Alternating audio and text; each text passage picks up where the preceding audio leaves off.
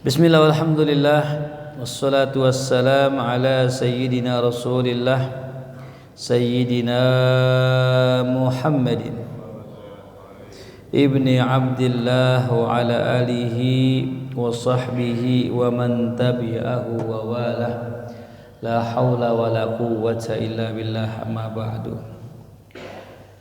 Para hadirin, para jamaah Masjid Baitur Rahmah yang saya muliakan, bil khusus Ketua DKM kita Ustadz Ahmad Dasuki dan seluruh para jamaah yang hadir pada pagi hari ini, mudah-mudahan kita semua diberkahi Allah Subhanahu wa taala.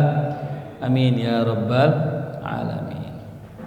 Karena sebentar lagi kita akan memasuki bulan Zulhijjah, di mana bulan Zulhijjah itu nanti ada syariat berkurban. Maka momentum pada pagi hari ini saya akan mengupas tentang masalah kurban, dan nanti insyaallah setelah kajian ada sesi tanya jawab. Mudah-mudahan apa yang saya sampaikan bermanfaat. Amin ya rabbal alamin.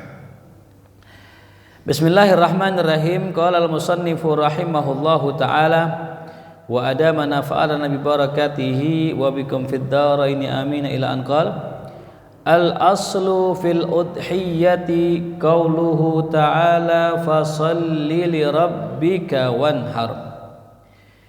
Yang menjadi dasar daripada berkurban adalah firman Allah Ta'ala fasalli li rabbika wanhar. Ya, jadi kalimat fasalli maka solatlah. Nah, ulama mengatakan solatnya ini namanya solat apa? Solat Id, Idul Adha. Wanhar, dan berkurbanlah. Ya. Nah, di sini menjadi polemik tentang mengenai keabsahan orang berkurban. Kapan itu mulai disunnahkannya? Nah, ulama sebagian besarnya mengatakan kalau mau kurban maka wajib sholat Id dulu. Ya, maka jika seandainya belum ada sholat Id terus ada orang motong kurban, maka itu bukan dianggap udhiyah atau kurban, tapi hanya dianggap sedekah, potong biasa begitu. Ya, maka syaratnya adalah dengan apa? Selesainya khatib berkhutbah dan sholat, barulah kita mulai ya berkurban. Gitu. Nah, maka ada perbedaan sholat Idul Fitri dengan sholat Idul Adha. Kalau Idul Fitri dianjurkan disiangin. Ya, ada Habib Ali Kuitang itu kalau sholat Id itu sekitar jam 8. Kalau kita sholat Id jam 8 kesiangan ke bagian tuh. Kesiangan udah. Tapi beliau itu melaksanakan begitu karena memang sunnahnya seperti itu. Kalau sholat Idul Fitri disunnahkan ditakhir agar apa? Agar orang-orang yang berpuasa, orang-orang yang telah 30 hari puasa, mereka bisa bayar zakat habis subuh. Karena memang afdolnya kalau kita bayar zakat fitrah kapan? Ba'da sholat subuh, sebelum khatib naik ke mimbar. Itu kalau sholat apa itu? Idul Fitri. Tapi beda dengan sholat Idul Adha. Itu dianjurkannya lebih pagi makin bagus. Kenapa? Yang pertama, dianjurkan bagi orang yang sholat Idul Adha sebelum berangkat ke masjid makan dulu. Ya, jadi disunahkan ya itu ba'da sholat subuh menahan makan. Ya. Sahur dulu gitu, jangan makan tuh sepanjang dia itu sampai waktu sholat Idul Adha. Nah, baru setelah sholat Idul Adha baru dia itu dianjurkan apa? Makan. Tuh. Ya. Nah, kalau sholat Idul Fitri kebalikannya, kalau bisa sebelum berangkat masjid makan dulu, biar jangan sampai jadi khotib kelanti. Ada orang ya, jadi khotib saking semangat banget gitu, habis subuh berangkat belum sarapan. Ya. Akhirnya pas jadi khotib keringet dingin tuh keluar tuh. Udah pengen pingsan tuh hadirin tuh ya. Nah gitu. Kenapa? Karena memang kalau Idul Fitri 30 hari puasa, nah hari idulnya, hari rayanya itu dianjurkan makan pada subuhnya. Nah, tapi beda dengan apa? Idul Adha. Kalau bisa habis sholat subuh jangan makan tuh. Nah itu ya. Ai dikatakan di sini sholli salatal id wan haril udhiyah binaan ala ashharil aqwali annal murada bis shalah sholatul id wa bin nahri dzabhul udhiyah. Ya. Wa khabar Tirmidzi an Aisyah radhiyallahu anha anna Nabi sallallahu alaihi wasallam qala ma amila ibnu adam yauman nahri min amalin ahabba ila Allah taala min iraqatid dam. Nah di sini nih. Jadi ada satu pertanyaan, Ustadz kalau saya nggak bisa kurban bagaimana? Maka ulama menganjurkan untuk menyembelih hewan yang nggak umum disembelih, yaitu ayam atau unggas. Yang punya ayam boleh ayam, yang punya entok boleh entok, yang punya bebek boleh bebek, asal jangan korbanin suami aja.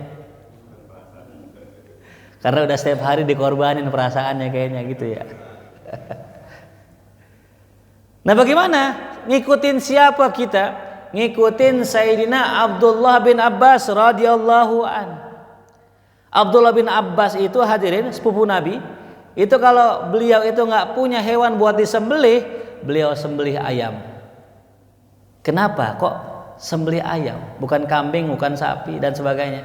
Karena ada hadis riwayat Sayyidah Aisyah dari Imam Tirmidzi dikatakan Nabi bersabda ma amila ibnu adam yauman nahri, ya, tidak ada amalan yang dikerjakan seorang anak Adam di hari dia itu yaumun nahr, hari Idul Adha, daripada amalan yang lebih dicintai Allah daripada amalan iraqatid dam, yaitu mengalirkan darah.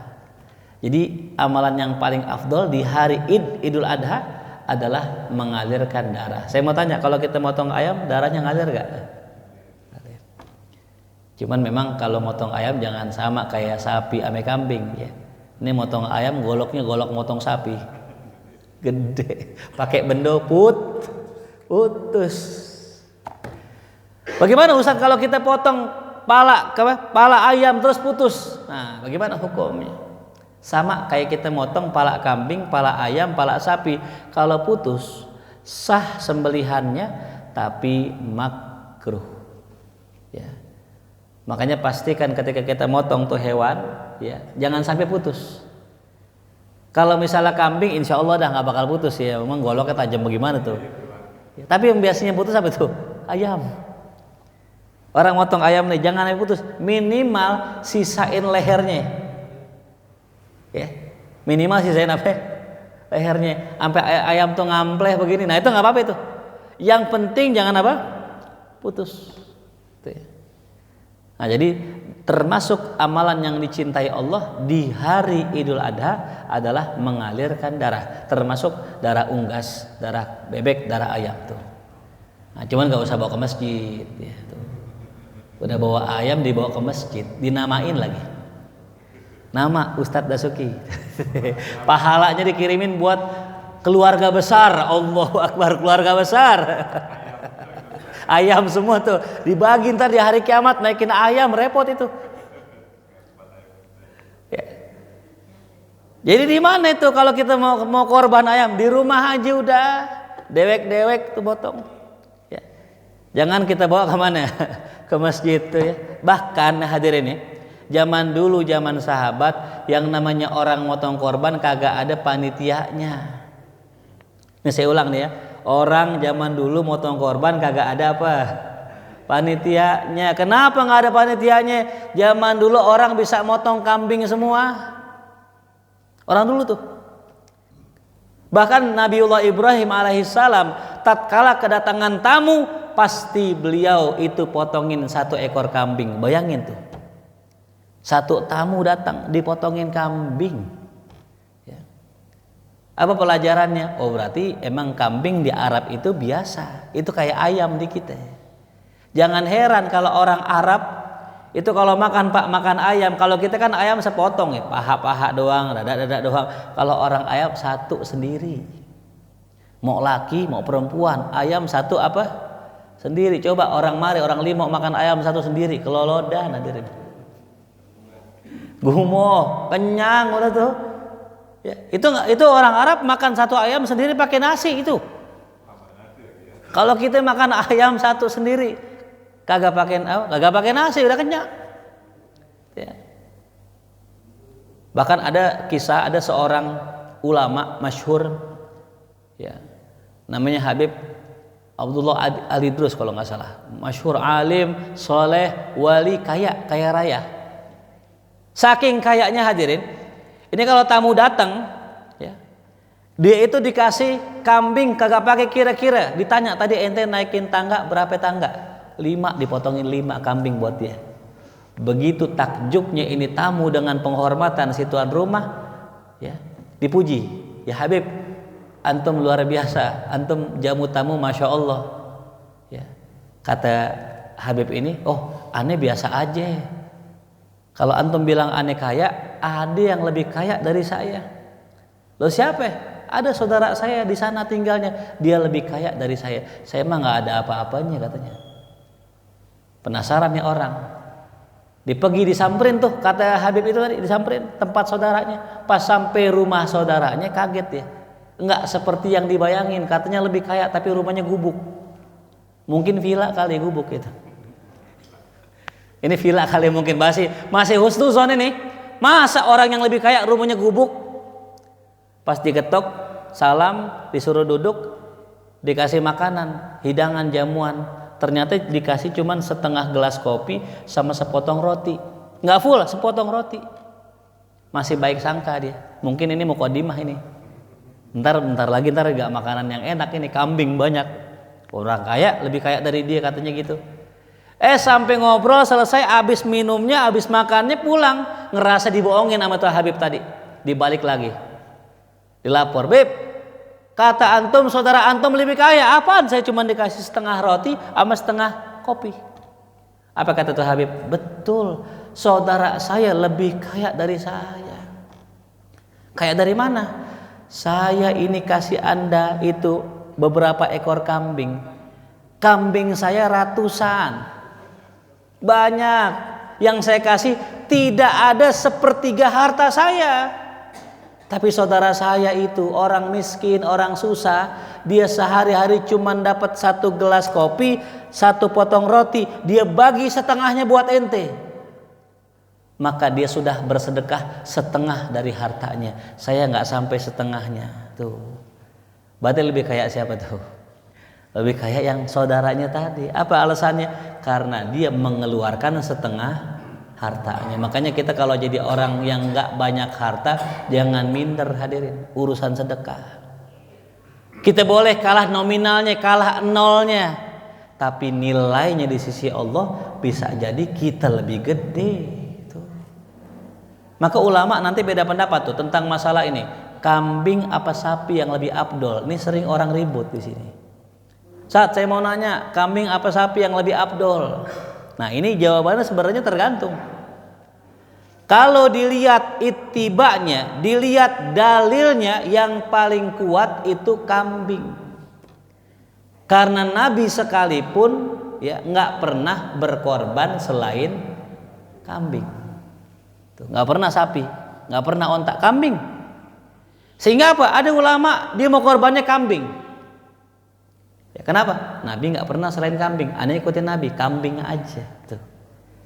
Nah, terus kalau sampai sini doang pemahamannya, besok kagak ada yang nyumbang sapi. Saya mau tanya, kambing sama sapi banyakan mana dagingnya hadirin? Banyakan sapi. Nah, kata ulama dari segi ya ngikut Nabi pahalanya banyakan korban kambing. Tapi dari segi manfaatnya lebih gede sapi. Ya. Dua-duanya bener, nggak ada yang salah. Yang salah yang diam-diam punya harta nggak mau korban gitu, pura-pura kagak tahu.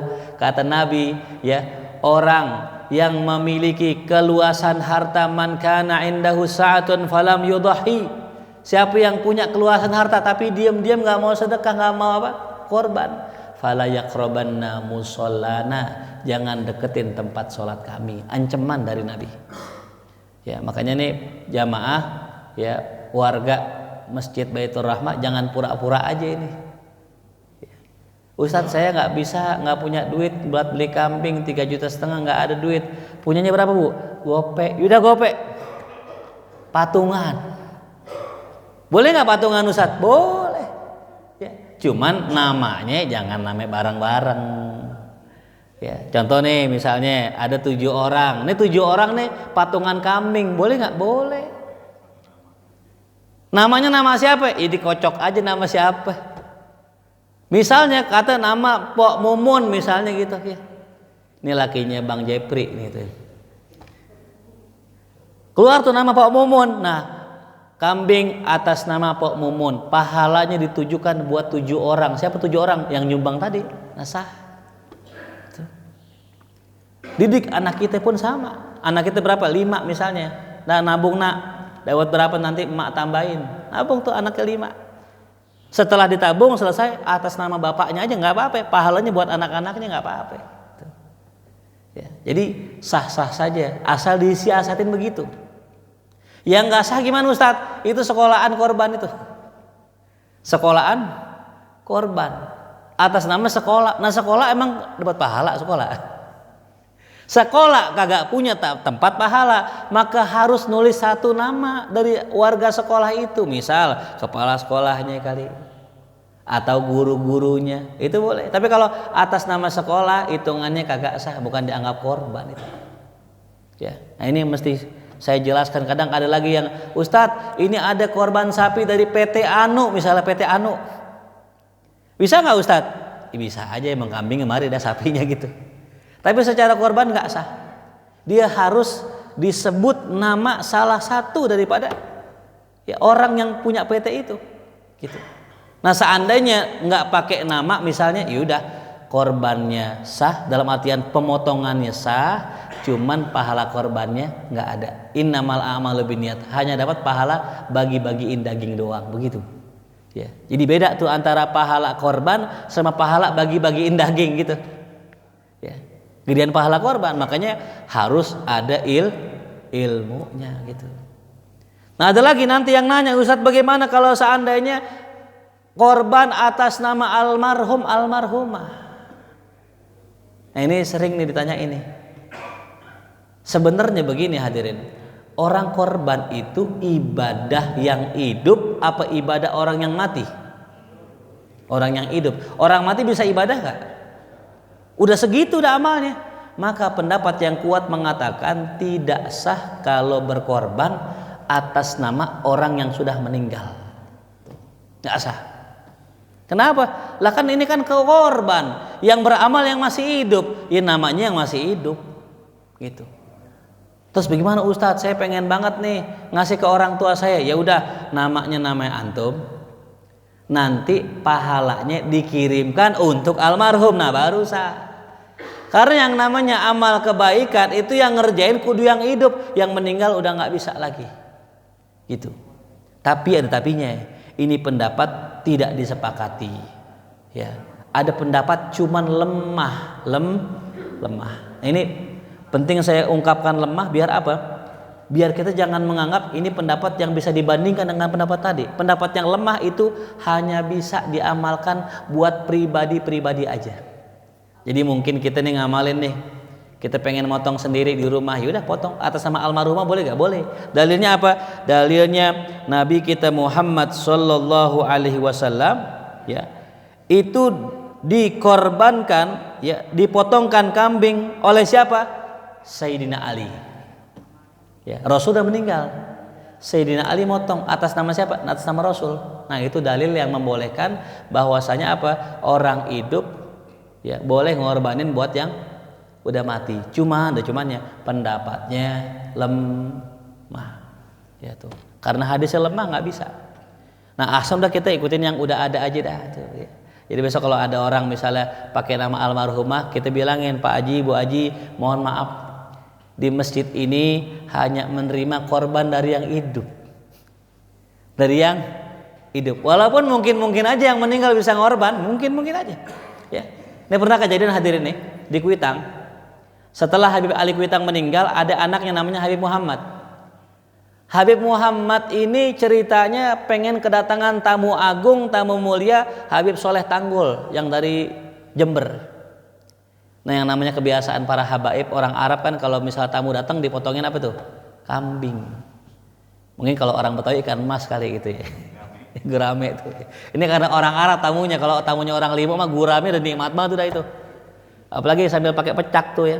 Masya Allah udah ngiler gitu tuh itu. Ini cuman pengen jamu kambing kagak ada kambingnya. Ya ini lihat bagaimana ulama solihin, beliau datang ke makam abahnya Habib Ali Kuitang. Bilang begini sama Habib, Bib, ya, Mbak bahasa kita gitu. Ini Habib Soleh mau datang nih depan kuburan nih. Doain dah biar ada rezekinya. Tuh, subhanallah. Akidah ahlu sunnah wal jamaah meyakini yang di kuburan dengar orang yang di luar. Kita bukan doa sama dia, minta doain sama kayak yang masih hidup juga. Tuh. Nggak lama dia pulang ke rumahnya Habib Muhammad tuh. Pas lagi istirahat johor tiba-tiba datang tuh ada orang kucruk-kucruk datang ketok pintu. Ternyata salah satu murid abahnya. Murid Habib Ali Kuitang. Udah lama nggak ngaji. Tumben datang tuh. Assalamualaikum Bib. Kenapa Pak Haji? Ya Allah Bib maafin aneh jarang ngaji. Aneh kemarin tadi aneh ngimpi lagi siang-siang tuh lagi siang-siang tidur ngimpi. Dalam ngimpi aneh didatengin abah antum. Kata Habib Ali, no tolongin Muhammad dia lagi kesusahan. Lu bawain dah kambing tuh subhanallah. Itu Pak Haji datang berdasarkan mimpinya disuruh bawa apa tuh? Kambing. Langsung kambing itu digarap, dimasak. Besoknya Habib Soleh datang tuh. Pas datang nyobain kambing, pas makan daging kambing, Habib Soleh wali min auliaillah. Allah kasih mukasyafah. Diteriakin tuh ke Habib Muhammad, "Ya Muhammad, hadza lahm min barzakh." Ini daging dari alam barzakh nih daging. Tuh subhanallah tuh. Daging bukan sembarang daging ini. Ini yang ngasih daging yang masih di kuburan, yang udah di kuburan.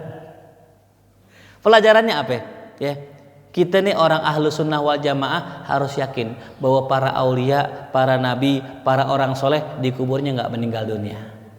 Makanya mohon maaf kalau kita ziarah ke makam ulama, hati-hati jaga adab. Ya. Orang sekarang mohon maaf kadang-kadang nih yang udah meninggal nggak punya adab. Bapaknya meninggal nih. Anaknya pakai tongsis foto selfie begini tuh. Allahu Akbar. Pantas nggak kira-kira? Kalau orang lain foto mending, ini dipoto sendiri. Makanya kata ulama nih mengenai adab ziarah kubur, diantaranya adabnya nih dalam adab Syafi'i ya, tapi nggak sepakat. Jangan cium nisan. Jadi kalau kita ziarah kubur tuh, nah itu adabnya jangan cium nisan. Kecuali kita punya hubungan yang dekat ame almarhum. Tuh. Misal kita anaknya cium sebagaimana hidupnya. Tapi sebagian mengatakan adabnya bagaimana? Adabnya kalau bisa udah kita duduk doa diri yang paling bagus diri. Cukup kita pandangi makom ingat mati udah selesai itu. Ya. Makanya saya menghindari kalau saya lagi ziarah saya nggak mau nyium nisan. Kenapa? Karena kalau saya nyium nisan murid saya nyium semua. Gurunya nyium tuh, muridnya nyium. Yang ziarah 100 orang, bayangin tuh bau nisan gimana tuh gitu. Ada yang nyium ada ingusnya, ada yang nyium sambil nangis-nangis, macam tuh. Saya nyium kuburan, saya tahu dalil yang membolehkannya, tapi murid-murid saya belum tentu tahu. Karena mazhab Syafi'i agak ketat dalam masalah ini. Ya. Bahkan Imam Nawawi ketika ziarah ke makam Imam Syafi'i, Imam Nawawi kagak masuk makom, nggak berani. Beliau di luar daripada masjid, beliau diri baca Fatihah, doa selesai pulang. Kenapa? Ditanya sama muridnya. Ta'adduban ma'al imam. Saya beradab sama Imam Syafi'i itu. Jadi adab kita sama ulama itu kadang-kadang bukan cium tangan, justru menjaga privasi beliau. Apalagi kayak model Habib Umar kan, Masya Allah ketika datang ke Indonesia orang berbondong-bondong pengen cium tangan. Saking pengen cium tangannya berdesak-desakan sampai beliau kesempitan, sampai nggak bisa napas. Saya mau tanya, adab nggak itu? Maka adabnya kita sama beliau bil qulub. Apa bil qulub? Cukup salaman dengan hati. Beliau lewat begini gitu. Udah cukup itu.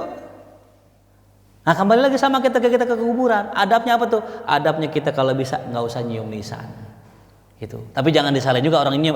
Jangan nyium loh, nggak. Masih ada yang bolehin. Niatnya tabarruk. Yang kedua, kalau bisa jangan pakai sendal. Ya. Itu sunnahnya tuh. Jangan pakai apa? Sendal. Kecuali tempat jarahnya kotor misalnya. ya, double tuh. Yang ketiga, berdiri. Ini paling afdol, kalau bisa kita diri, kalau nggak bisa duduk silakan tuh ya. Nah, cuman jarang ini yang ngerjain orang kalau ziarah kan biasanya ngapain tuh? Duduk, biasa duduk gitu. Yang afdol diri. Kenapa orang kita duduk? Karena emang bacanya Yasin. Panjang bener baca Yasin, kalau diri kan pegel kan ya. Nah makanya afdolnya kalau kita ziarah diri bacanya yang pendek. Tahlil aja lah, baca tahlil sekian kali, baca kulhu, baca al-falaq an-nas tuh gitu. Nah, jadi kembali lagi tadi, orang yang dikubur juga bisa menjadi sebab kemaslahatan manfaat buat orang yang hidup. Jadi jangan dikira orang udah meninggal lepas begitu aja, enggak. Mereka bisa ngasih manfaat. Contoh apa ya? Makam Wali Songo, bener gak? Kita lihat tuh Wali Songo meninggal udah nggak ada orangnya, tapi manfaatnya, keberkahannya masih ada sampai sekarang. Orang-orang di sekitarnya dagang di situ, bisa hidup dari apa tuh? Dari dagangannya. Dan yang unik, sebagian tempat kadang-kadang mungkin kurang bagus ya. Itu kalau kita ke tempat ziarah, tiap tangga ngecrek begitu. Pakai ini biasanya pakai apa? Pakai piring tuh. Naik tangga dikit ngecrek, naik tangga dikit ngecrek. Itu kalau kita kumpulin bisa berapa juta itu suara. Nah, jadi kembali lagi tadi, boleh nggak orang itu berkorban dengan nama orang yang sudah meninggal? Pendapat yang kuat mengatakan tidak boleh, gitu ya. Tapi pendapat yang lemah mengatakan boleh-boleh saja, gitu ya. Wallahu a'lam. Lalu kemudian, bagaimana tentang kewajiban orang berkurban? Ya, apakah wajib atau sunnah atau apa? Nah ini, di sini ulama beda pendapat. Mazhab Hanafi mewajibkan. Kenapa wajib? Karena Nabi sampai ngancem. Siapa yang punya keluasan harta tapi nggak mau korban, jangan deketin tempat sholat kami, kan ngancem namanya. Nah kata ulama, segala ya hadis Nabi yang isinya ancaman, maka jika ditinggalkan dosa, maka hukumnya apa tadi? Wajib. Tapi kata ulama enggak. Mazhab kita, mazhab Syafi'i mengatakan hukumnya sunnah kifayah. Apa hadirin? Sunnah kifayah. Apa sih sunnah kifayah? Sunnah yang kalau satu orang ngerjain, yang lain nggak usah. Contohnya apa tuh? Azan. Sunnah kifayah tuh. Setiap masjid atau orang cukup. Jangan sampai jadi jamaah keder kita. Jam 12 Johor azan 1, jam setengah 1 azan lagi, setengah 2 azan lagi. Ini orang keder apa gimana nih? Cukup satu orang azan cukup, udah mewakili yang lain, nggak perlu lagi, nggak sunnah lagi. Yang kedua apa contohnya sunnah kifayah? Salam, ngucapin salam. Datang ke majelis, assalamualaikum, waalaikumsalam. Udah yang lain nggak usah.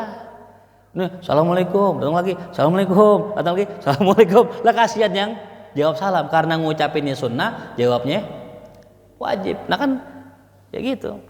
Nah termasuk juga nih kurban. Nah cuman ada potongan video di YouTube pernah viral dulu ya. Tahun berapa itu? 2015 kali itu. Ada yang bilang begini, kalau korban itu katanya satu keluarga cukup satu kambing. Nah ini mohon maaf, ini bukan mazhab kita ini. Ya. Mazhab kita mengatakan satu kambing satu orang, bukan satu kambing satu keluarga, bukan. Ya. Nah kalau begitu ntar orang dikit yang mau korban nanti. Ya. Tapi benar ya, satu orang satu kambing, nggak ada satu kambing satu keluarga, nggak ada. Gitu. Nah terus bagaimana Ustadz kalau bisa seandainya kayak tadi tuh, satu kambing satu keluarga? Nggak bisa, dia harus milih satu kambing satu nama, nanti pahalanya buat yang lain bisa. Ya. Ketika satu rumah sudah berkorban, maka secara kesunahan udah nggak sunah lagi, dalam artian ya udah nggak apa-apa lagi, nggak dapat ancaman dari Nabi. Cuman kalau satu keluarga yang korban 3 orang boleh nggak? Boleh. Gitu. Apa manfaatnya tadi? Ketika dia sudah berkorban, dia tidak mendapatkan ancaman lagi dari Rasulullah tuh ya. Nah, ngeri kalau kita diancam sama Nabi, jangan deketin tempat sholat kami, atau laisa minna, bukan golongan kami, berarti kita nggak diaku nanti jadi umatnya. Kalau nggak diaku jadi umatnya, maka siap-siap kita nggak dapat syafaat, nauzubillah. Ya. Lalu selanjutnya ada orang sering bilang begini, Ustadz nanti saya pengen korban. Nah ini nih, Ini sempat juga viral ya. Ya. Bagaimana statusnya orang yang bilang saya pengen korban? Maka menurut ulama itu statusnya menjadi kurban wajib. Kalau kurban wajib konsekuensinya nggak boleh makan dagingnya. Terus bagaimana? Kita ambil jatah daging dari kambing orang lain. Kambing kita nggak boleh. Gitu. Nah maka kalau bisa, kalau kita pengen korban bilangnya apa? Saya niat sunnah kurban, baru aman. Tuh boleh kita makan, kita bagi sepertiganya. Nah ini yang penting ya. Kambing itu kalau kita korbankan sepertiga buat kita, sepertiga buat orang miskin, sepertiga buat siapa aja. Makanya berhak sebenarnya ketika orang motong kambing di Baitur Rahmah diminta sepertiganya, berhak tuh. Ane minta 2 paha kambing dong, begitu. Namanya pahalanya setengah kan tuh. Cuman panitia berhak juga ngatur gitu. Ngerti gak? Karena kambing yang dititipkan ke masjid ya, itu dia itu harus diatur dengan pengaturan masjid. Kalau dia nggak mau diatur, mau ngambil sendiri, lo potong sendiri di rumah gitu. Kira-kira enak gak potong sendiri di rumah? Lah gak enak. Ya, sebenarnya kalau orang Arab dulu nggak ribet hadirin. Kita nih sebenarnya bisa motong diri di rumah. Kambing itu kalau kita potong sendiri, itu nggak sesulit yang kita gambarin. Dia kan kambing punya kuping panjang tuh, tutupin matanya pakai kupingnya. Dia nggak lihat tuh, dia nggak bakal berontak. Apalagi kambing domba, kita potong sendiri, kita kelet sendiri. Nah orang kita ini orang Indonesia emang orangnya apik-apik, orangnya hemat-hemat. Kalau orang Arab itu yang namanya pala, yang namanya jeroan, diapain? Dibuang. Orang Arab tuh jeroan dibuang. Nah kalau kita sayang dibuang, bener gak? Makanya yang bikin ribet kita korban tuh kadang-kadang ngapain tuh? Nyuci jeroan. Orang Arab kan dibuang sama dia. Ya, itu nggak bagus. Nama orang Indonesia apik-apik. Segala kaki lah dipotong. Diapain? Dibikin sop. Segala buntut lah. Sampai bahkan orang kita Indonesia terpedonya orang doyan. Apalagi ya sebagian orang tuh yang memang demen tuh nitip apa ya, nitip biji katanya gitu. Masya Allah. Pernah cobain satu sugi? Pernah? Belum pernah? Kalau pernah wah enak tuh. Jadi orang kita tuh unik hadirin. Sampai tadi ada yang nanya gitu, Ustadz saya bentar lagi bini saya lahiran, itu ari-arinya diapain ya ari-arinya? Saya bilang dibuang aja, dibuang tuh. Dasarnya hadirin nih, kalau di Arab dibuang, dikubur udah selesai gitu. Nah orang kita ya Masya Allah nih, itu ari-ari dikasihin apa itu? Dikasihin lampu, dikasihin kaca, dikasihin apa lagi? Gunting, dikasihin apa? Ada dikasih pensil, biar pinter katanya gitu. Maaf nih hadir kasih sisir bener. Maaf ya kalau seandainya ada yang begitu, itu mah orang dulu udah. Anak saya 5 biji kagak ada yang begitu dah, kubur aja kubur selesai gitu. Iya. Ada anak kecil baru lahir pakein bangle, tahu bangle? Di sini bangle bukan namanya. Karena apa dipakein bangle? Biar nggak dideketin setan katanya gitu. Allah Akbar. Ya. Nah, jadi yang begitu-gitu tuh 2025 ini udah zamannya AI ini. Udah zamannya meta, ini meta, bener gak? Ya, udah lah yang begitu dah. Kita ikutin Nabi aja. Apa sunnahnya orang lahiran tuh? Tahnik, tahu tahnik? Dimasukin korma ke dalam apa tuh? Mulut. Cuman jangan yang keras kormanya. Ya, kormanya yang sukari itu. Itu sunnah. Didoain, dibacain uidzuha bi kalimatillahi tamah min syarri ma khalaq. Itu tuh sebenarnya ruqyah itu. Itu. Nah, jadi kembali lagi tadi, banyak tradisi-tradisi dalam korbankah itu, dalam masalah anakkah itu yang masih mengadopsi ajaran-ajaran lama. Saya mengatakan tidak salah secara mutlak, enggak. Cuman ya ada yang lebih afdol gitu. Dan kita memang harus belajar tuh. Ya. Mohon maaf kadang kita beda sama orang dulu, bukan berarti nyalain mereka, enggak. Itu orang dulu ya begitu dah. Bener gak? Orang dulu begitu. Ya udah memang zamannya begitu. Kita yang baru nih jangan jangan sampai ngikutin yang salah. Contoh, orang dulu lahiran nih anaknya namanya Pengki. Pernah kan dengar ada orang namanya Pengki? Saya kebetulan kan orang tua saya orang Sawangan sini Pasir Putih. Saya lagi baca tahlil, saya pengen ketawa nama orang namanya Ijo. Antum bisa bayangkan tuh orang dulu ketika namain anaknya Ijo bagaimana tuh kira-kira tuh? Ada lagi Item. Mungkin lahir bocah hitam banget ini. Gue namain aja Item udah begitu. Lah kan masa kita mau ngikutin yang begitu, bener gak?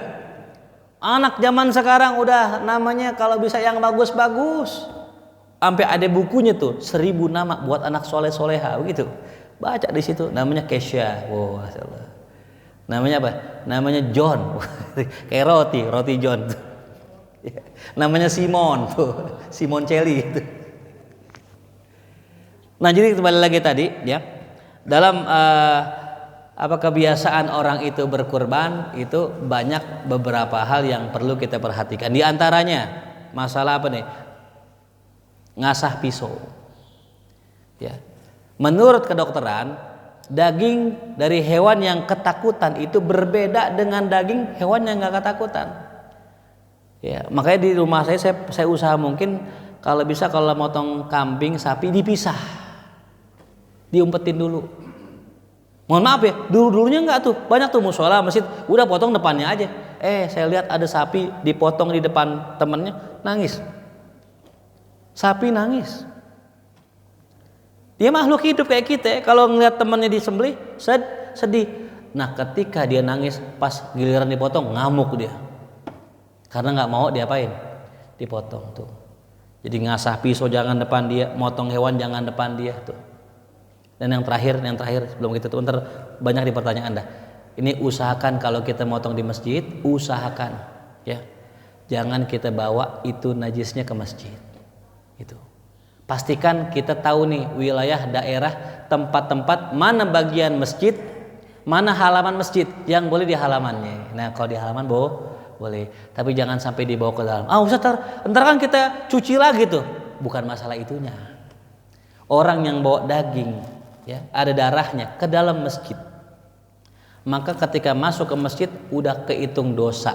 Selama dia masih di situ, itu malaikat terus nyatet dosa-dosa dia sampai dibawa keluar.